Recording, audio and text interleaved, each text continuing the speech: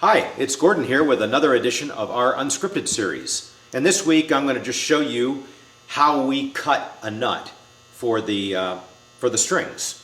And I'm going to use as an example this resonator right here. So I've got my nut, my piece of bone material in here. And the first thing I want to do is use this pencil, and you can see I've sanded it off so the pencil is flat. And I lay it on the frets like that, and I make a pencil mark. And I'll show you that mark. I make that pencil mark right on the nut. And that gives me a target that you'll see me use in a bit for how deep I make the slots. Now, I also then hold in the nut, and I flip it over, and I just put a little mark on the back of it, right where my edges are. And now I'm going to go over to my little disc sander, and I'm going to sand off the excess. I'm going to sand off the excess right to that line, actually a little bit beyond it, because I don't want the nut to stick out at all.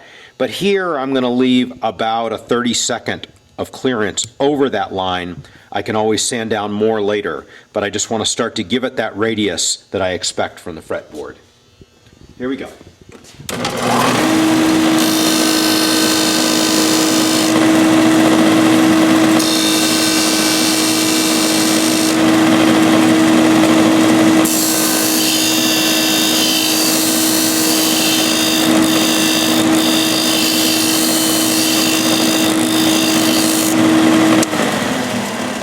All right, now I've got my rough nut.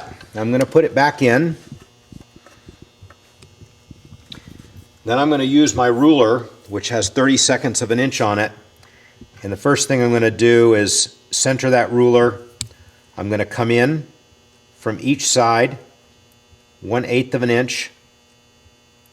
And then I happen to know, because I do this every day, but the distance between the strings is 3/8. And I want to be very accurate in those markings. Then I use this escapement file, which is very sharp on this one edge. It's like a knife file. It's also called a knife file. And I'm going to start my slots. And you can see whenever I'm doing slot work, I'm following the plane of the head plate, that 15-degree angle, because that's what the angle I want the strings to be on. So I'm just starting the slot. I'm also aiming that file right at the tuner that I'm going to use.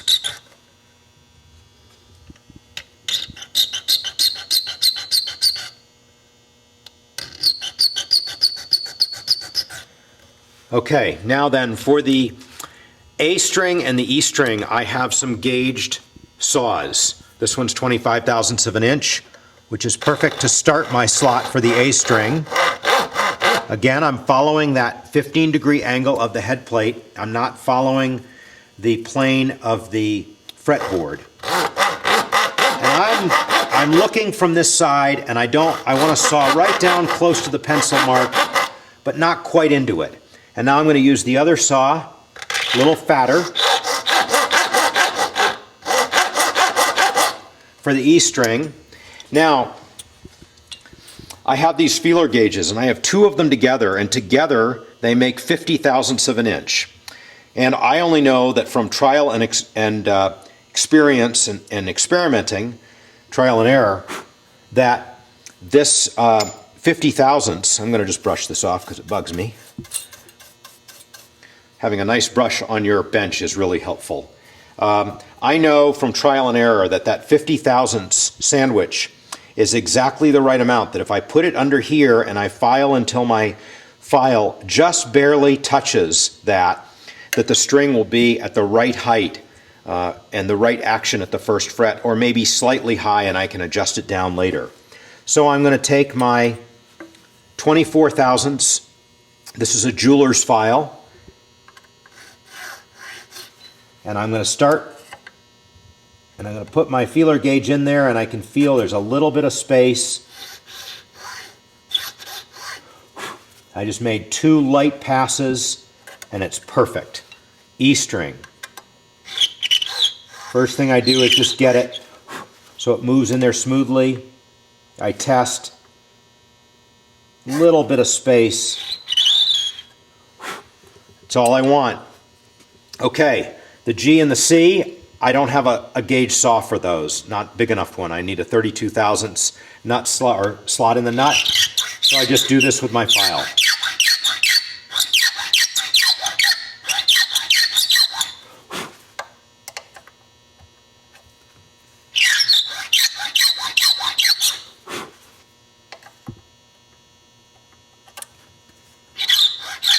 Same thing for the G.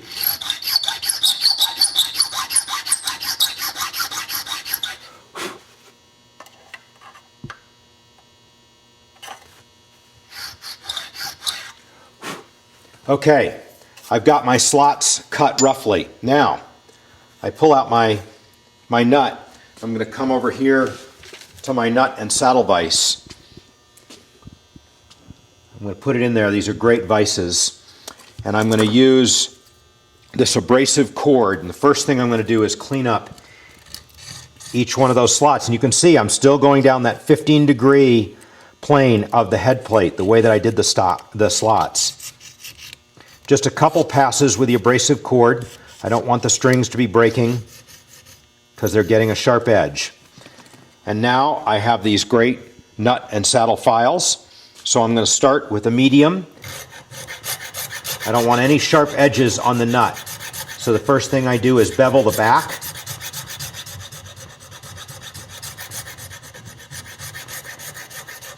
Round it off. Round off my edges just a tad. And now I go to this fine file, and now I'm just smoothing it a bit. Now 320 grit sandpaper.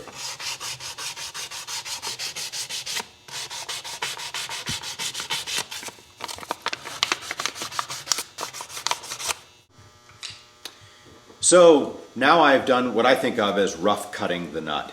I have all the slots in, they're smooth. I have smoothed out the nut. After I take it out of my vise, I'm just going to take some 320 sandpaper and I'm going to round over all the edges. I don't want anybody to ever feel a sharp edge on the nut, but it's still going to have to be adjusted specifically for the instrument. In other words, I'm going to put it back in the instrument, I'm going to string it up, and I'm going to check the action at the first fret. And I may need to lower one or more slots a tiny bit. Sometimes I do and sometimes I don't. And as you can see, I prefer to cut the nut in the instrument and make it specific to that instrument. Every instrument varies a little bit, the thickness of the fretboard, other aspects of it. And so for me, fitting each nut custom to the instrument assures that I'm going to have the best action and just the best overall playability. Thanks, and I'll see you next week.